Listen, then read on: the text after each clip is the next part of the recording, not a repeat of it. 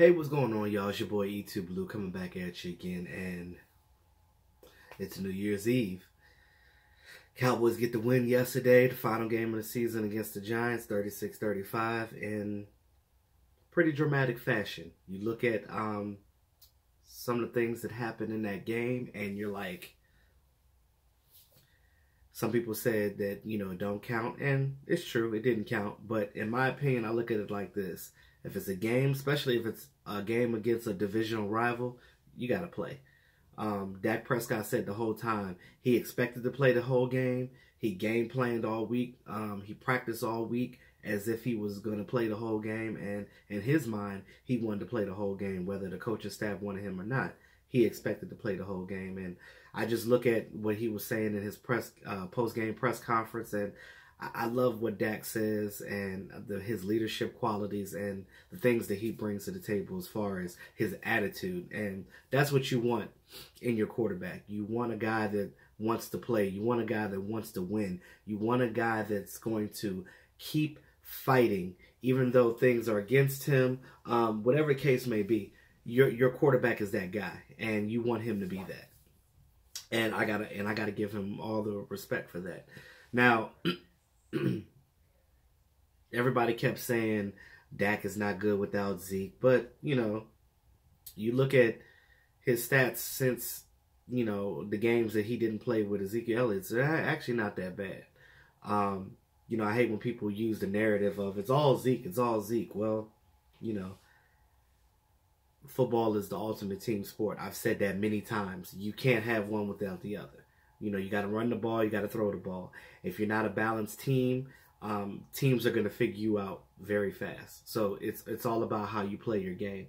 Yes, the Cowboys' identity is running the ball first. I have no problem with that.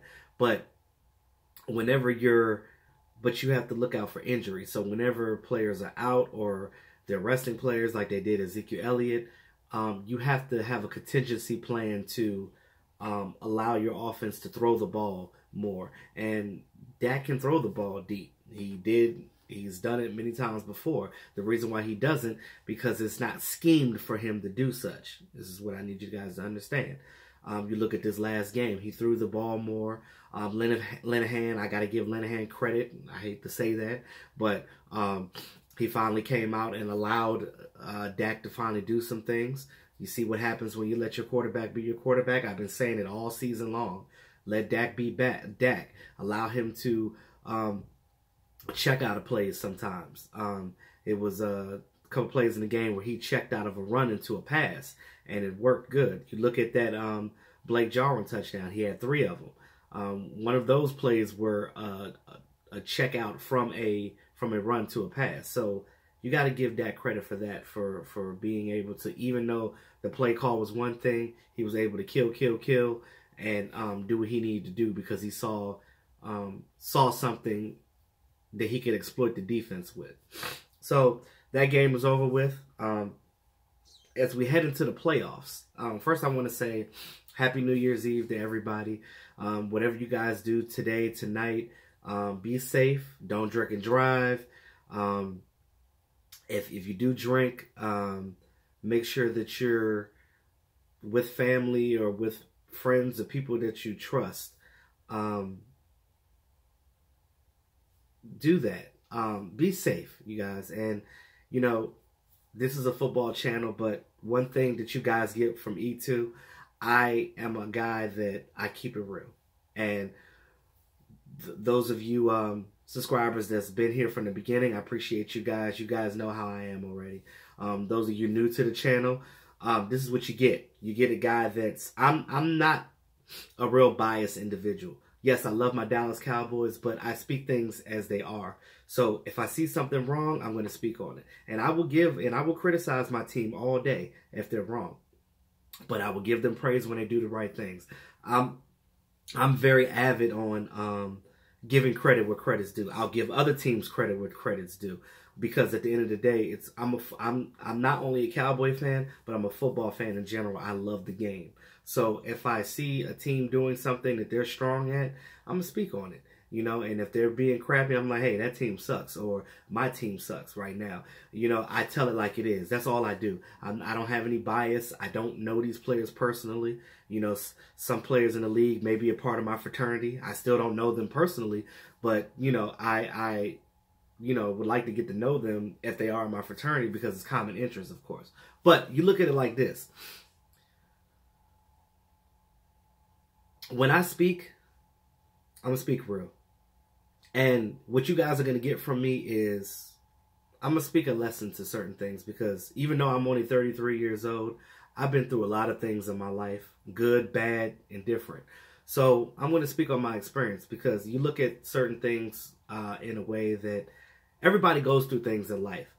One thing, when we look at football, we just look at these guys as football players. We don't see them as human beings sometimes, which we gotta do that, because there is a human factor in that. And these guys go home to their families every day just like we do. And football is entertainment for us, but it's a job for them. They get paid for this. This is what they do for a living. And you know, some players like David Irving, I hate to say it, football doesn't seem like it's a love for him. It's just something to get a paycheck. But, you know, he's dealing with a custody battle with his, you know, with the mother of his child. But, you know, you still got to come to work. You still have to get it done. You know, I know he had an injury, but he's well enough to come back and play right now. If David Irving really was down for his teammates and his team, because the Cowboys have supported him more than they needed to. And you look at what he's doing, and he's not showing the team that respect back that they're giving him. So I just think it's unfortunate that, you know, a guy with that much talent is just not doing what he needs to do. But, you know, that's besides the matter. Now, as far as it being New Year's, today is the last day of the year. I hope everybody got to fulfill their year with happiness and joy and positivity. You know, I always preach positivity on my channel, and I look at it like this. If 2018 was not great for you, hey, it's life. We all deal with good and bad. Good, bad, ugly, and different. 2019, you know, people always have New Year's resolutions, but I charge you guys as your New Year's resolution to stick by what you say. Get a notepad. I always have a notepad. You know, I have my notepad for my football stuff. I have notepads for when I'm DJing. Like, you know, I like to gain knowledge. So what I do is sometimes when I'm DJing or when I'm thinking about different music to download and how to make some mixes up, I look at like professional DJs that's been doing it way longer than me, and I try to learn some things from them. Sometimes when I go to parties and stuff like that, I know some of you guys, you know, you guys are just dancing. I'm a musician, so I look at things differently. Like I sit there and I hear the music, and I see how they're blending and the things that they're doing. And if I think it's cool, I'll take note of that, and I'll be like, hey, I'm gonna go do that. And I take it home and I make it into my own. Everybody has certain talents that they're good at, and you look at how life is in general. It's like that across the board. Everybody has something they're good at. So what I charge you guys to do for New Year's this year, yes, have your resolutions, get a notepad, write it down, stick to it. Whether you're dealing with depression, whether you're dealing with weight issues, whatever the issue is, do your job and try to make yourself better. Don't go out here and do things just because somebody else wants you to do it. Have your own mind. Think for yourself. If you're not comfortable with something in your life, or you're not comfortable with the way you look, or whatever the case may be, that is you to make the change. But you have to be comfortable within yourself. If you're overweight and you're fine with that, and you don't care what people think, by all means, it's about how you feel. It don't matter what anybody else thinks. Because I look at it like this.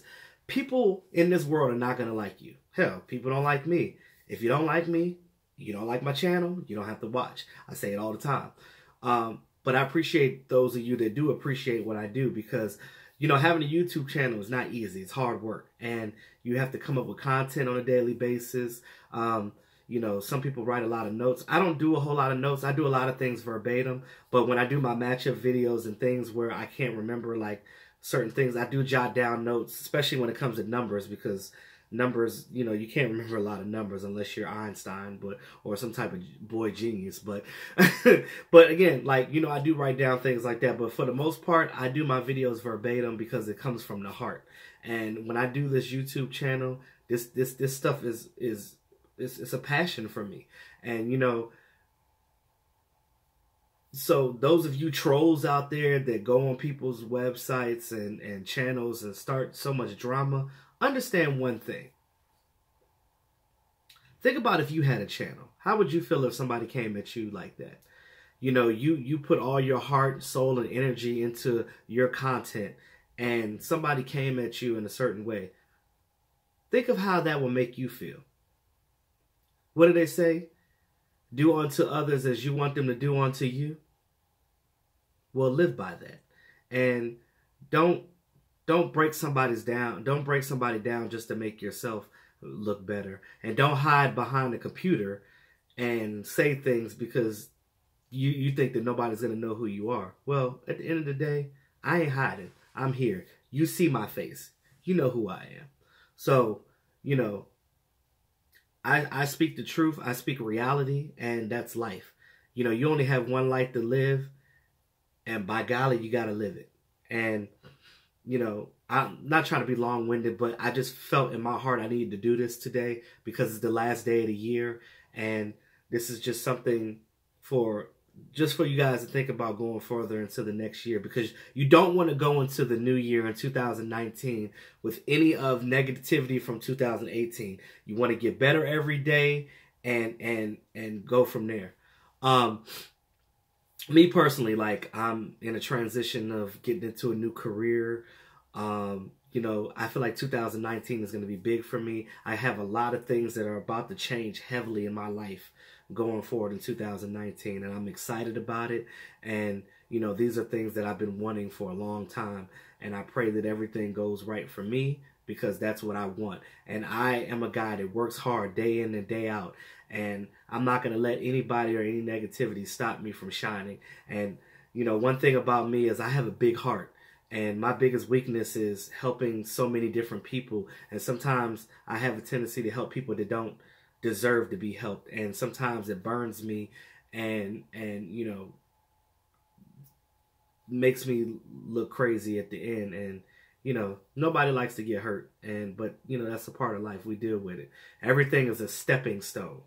You have to take it for what it is. And you have to learn from your mistakes and get better. And, you know, shout out to all my loyal subscribers, you guys that have been going through a lot of things this past year, whether it's been natural disasters, whether it's been mental health issues, whether it's been family issues, marital or relationship issues, whatever you guys have been going through, and you guys come to my channel and talk to me. I appreciate you coming to me and telling me your personal life, because, you know, it's hard to tell strangers about your personal life. It's hard enough even go to counseling for those of you to do that, to talk to somebody that you don't know, because it's hard to talk about things personal, because some things are embarrassing, some things are, you know, just personal, and you don't want people judging you. And I get that. But I'm going to tell you, on this channel, you are safe to let me know what's going on, because I can put things out there in the world. I'm not afraid to talk about certain things because I feel like that, you know, I'm all about helping people be better. And, you know, granted, I'm only 33, but like I said, I've seen a lot and I'm very knowledgeable about a lot of things in life. I'm kind of like a jack of all trades. I've done a lot of things in 33 years that, you know, a lot of people don't even see. So I just kind of just use my knowledge and try to help other people understand, hey, don't think one way. And one thing I notice about us, well, I would say Americans because I live in America, we have a tendency to think one way. And I think that's where a lot of hate comes from, where whether you're hating somebody from a different color or different race, different culture, whatever religion, whatever, something that's different from you. Me personally, I look at things from a broader spectrum. I love to gain knowledge on people that are different than I am, that have different experiences than I have, that grew up in a whole different way, because I want to know what makes you tick, what makes you do this, why do you feel this way? because when you understand the mind of another person, you tend to have a love for that because you are a more compassionate person. I feel like us as Americans, you look at things that are going on politically, all the crazy stuff that's going on in the world, all this hate. It's 2018, about to be 2019. Can we just love each other and be better? That's all I'm saying. And I'm sorry for, some of you may not want to hear this because you just want me to talk about football. I get it. But I felt that I felt the need to talk about this right now because I slept on it last night and I woke up this morning, I had it on my brain, and I felt like God was telling me to have this conversation because I feel that it will touch somebody. If I can touch one person in this world, one person, and help make that person have a more positive outlook on things, that makes me feel better as an individual, as a YouTuber, as a content creator, as a vlogger, whatever you call it. That makes me feel better knowing that I can use my platform and what I'm doing right now to help make somebody's life better. So in 2019, I charge you guys not to just make a New Year's resolution, but follow it, live it, be it, make it a part of your life every day. So with that being said, Happy New Year to everybody. Have a safe night. Don't do anything crazy. Be with family or friends. Enjoy yourself going into the new year because you want to start the new year off on a positive note. So, with that being said, Cowboys did get the win. We're going into the playoffs. There's been a lot of up and down talk. I was on Twitter and I saw a lot of craziness. I've seen people say Dak Prescott and comparing him to Tony Romo and things of that nature. And I'm like, what is with this comparison from the past to the present? I see where they're trying to get to, but what you're not realizing is you can't compare a guy that's only been in this league for 3 years to a guy that was on this team, which was, I love Romo.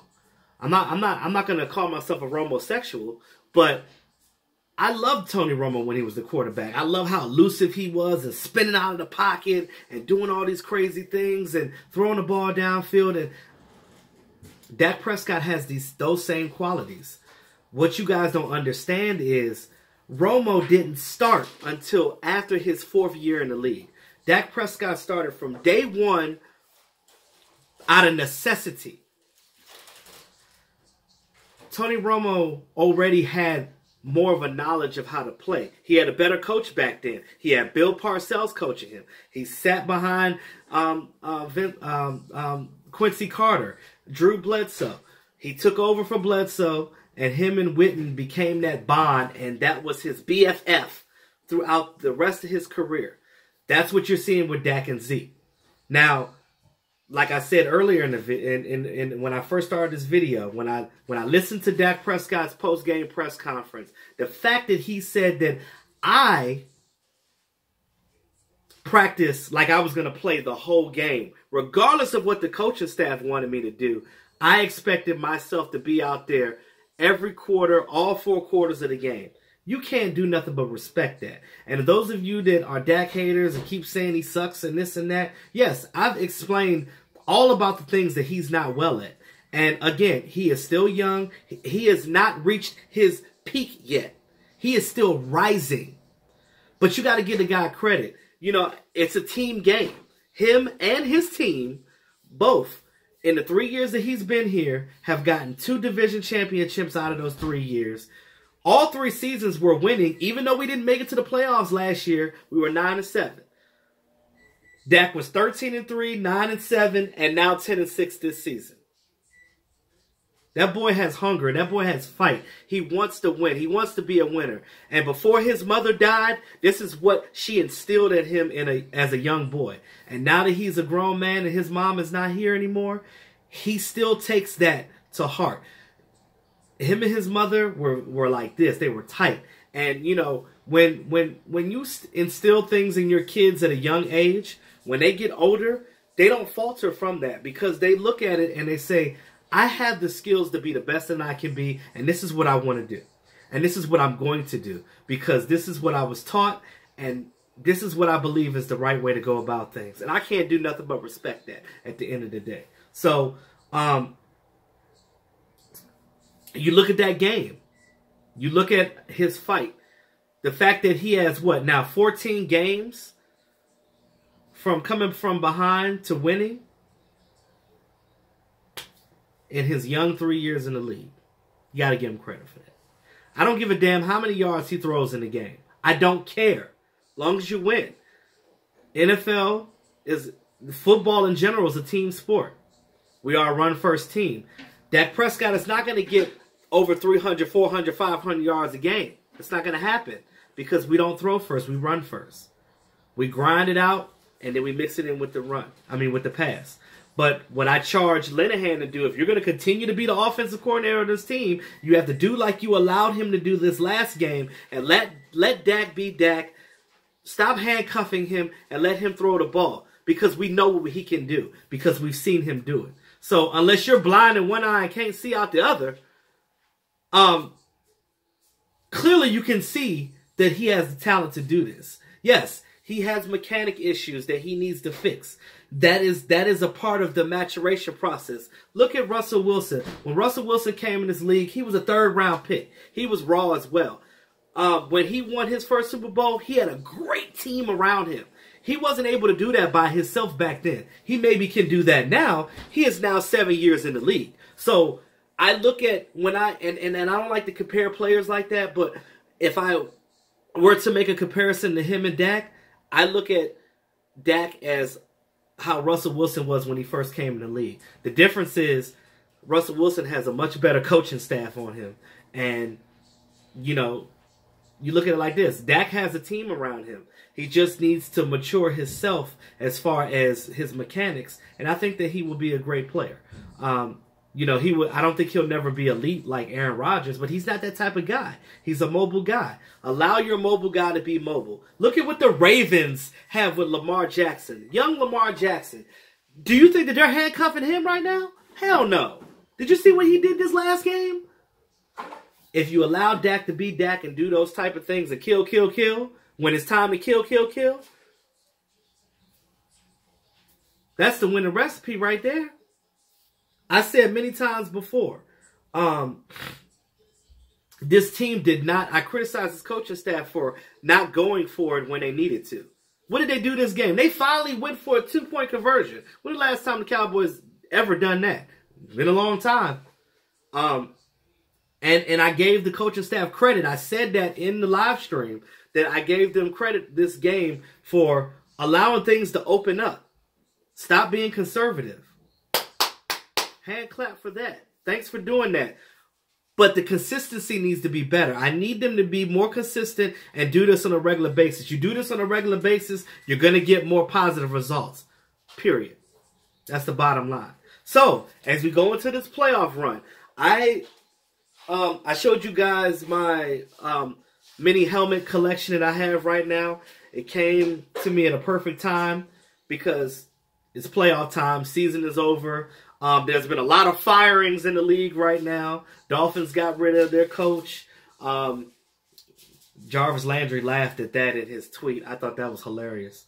That he left the Dolphins to go to the Browns, and he laughed that Adam Case got fired. But I mean, that's what happens when you have bad relationships with your coaches and you leave the team. You kind of speak how you feel. So, it's been one of those things. The Jets got rid of Todd Bowles. Marvin Lewis is gone. The Falcons got rid of 3 of their coordinators. I mean, and I know that the Cowboy fans, I know my fellow fans, I know you guys are thinking, can we just get rid of Linehan? And I feel the same way. I'll be honest with you. I don't give a damn if we go to the Super Bowl. He still need to be fired. Because my whole thing is you had all season to fix this. But you know what? The players did not give up on Jason Garrett. And I can't hate Jason Garrett right now. As much as you guys say fire Jason Garrett, I'd rather get rid of Linehan first. Because at least the players are still playing for their coach.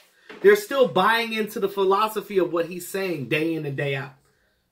We were 3-5 in the beginning of the season. And it looked bleak. They were like, oh, this season is a wash. All of a sudden, you get on a 5-game win streak. You get your ass whooped by the Colts 23-0, and you come back and you win for the rest of the season, ending the season winning 7 of 8 games to a 10-6 record. If that's not players trying to play for their team, I don't know what is. And if you can't see that, then I don't know what to tell you, Helen Keller. But it is what it is. So, as I digress, as we go into playoffs, let's first talk about the NFC, because this is our conference. So I have my little board here that I've been working on for you guys. Hope you guys appreciate this. So just kind of a clearer image here. So we have the Saints are the number 1 seed with a 13-3 record. The Rams are the 2nd seed with also a 13-3 record. They are on a bye week. So in the wild card round, we have the Eagles going against the Bears, and the Seahawks going against our Dallas Cowboys. Dallas Cowboys are playing at home, so it's a little better. Seahawks have beat us the last 2 times that we played them. I'm going to take a book out of Taylor Stern. Shout out to Taylor Stern, Dallas Cowboys media. Maybe 3 times the charm. If 3 times the charm, hopefully the Cowboys will get this win.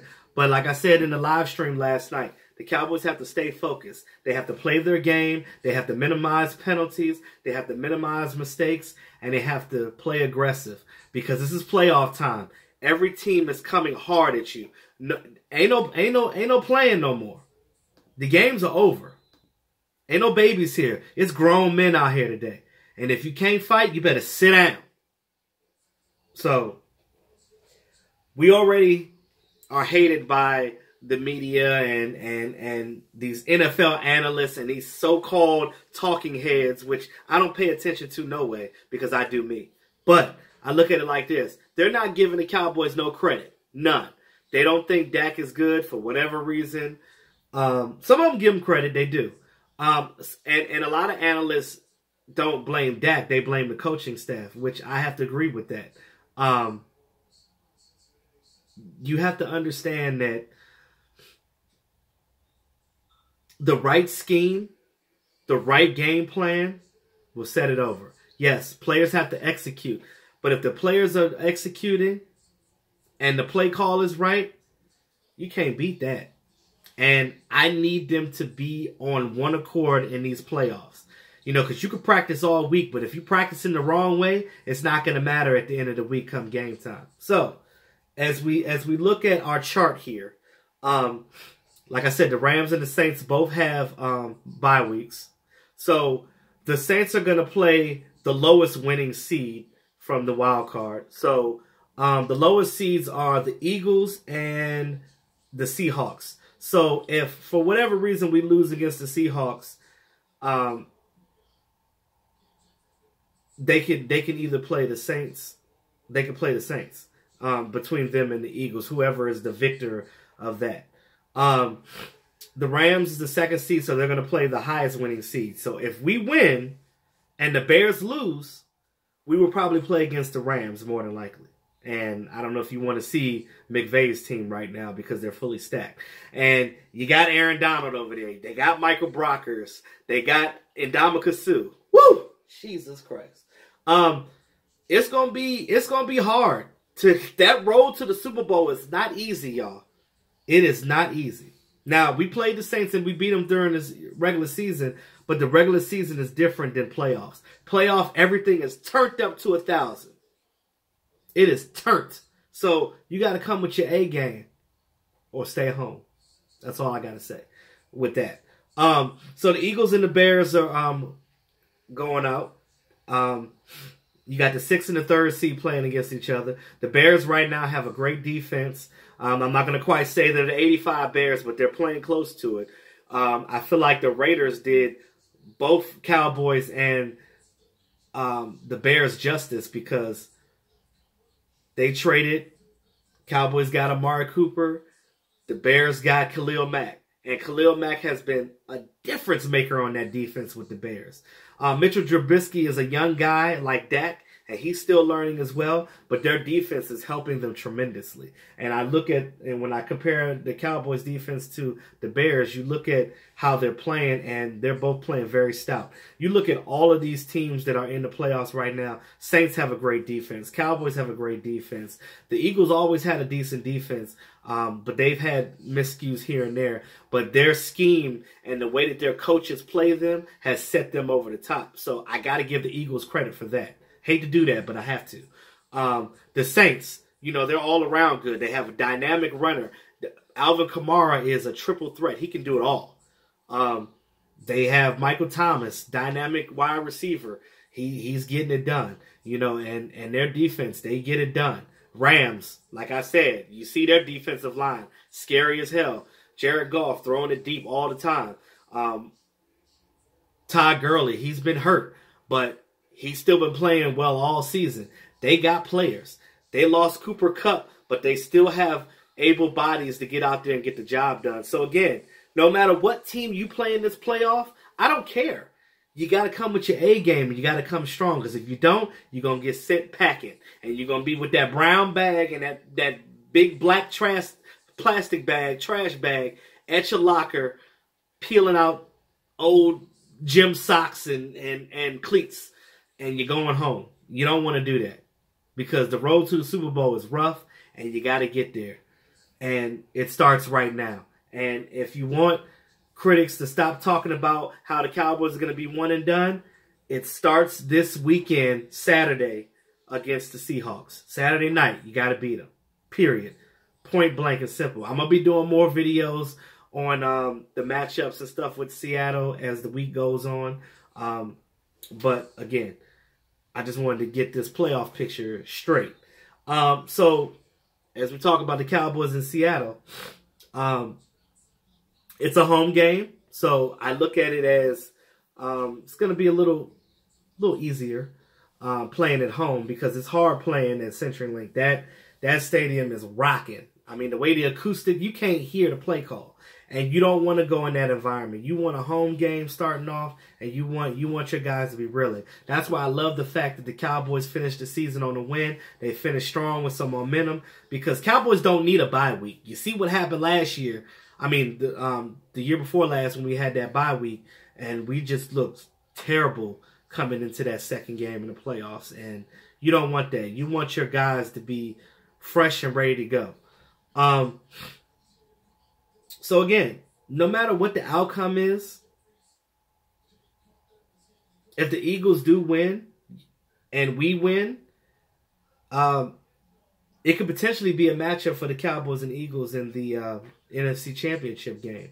But you kind of want the Eagles to get rid of the Saints or the Rams, because those are the two teams that are going to scare you right now. These two teams right here that have the bye week, these are the ones that you got to get past. So if one of these other teams knocks them out for you, So with that being said, let's look at the AFC side right quick. So I know we don't pay attention a lot to the AFC side. We do know that the Chiefs are dynamic. You look at what the Chiefs have. Their team is stacked. You already know. And they got two former Cowboys on their team right now. I think 3. Well, the main ones, Orlando Scandrick and Anthony Hitchens. The Chargers have quietly been a great team this year. They come out of the season, 12-4. So you look at what they're doing right now, Jesus. But they're in a weak division as well. So Chargers have the 5th seed. The Ravens come in at 10-6 with the same record as the Cowboys, as the 4th seed. The Chargers are playing the Ravens on Sunday. So that's going to be a hell of a matchup. I'll definitely be watching that game. The Colts and the Texans are going for it, because the Colts beat the Titans yesterday, and they dropped that goose egg, and that's what happens. You squander your chances of going to the playoffs, just like Minnesota did, and you got to fight hard at the end.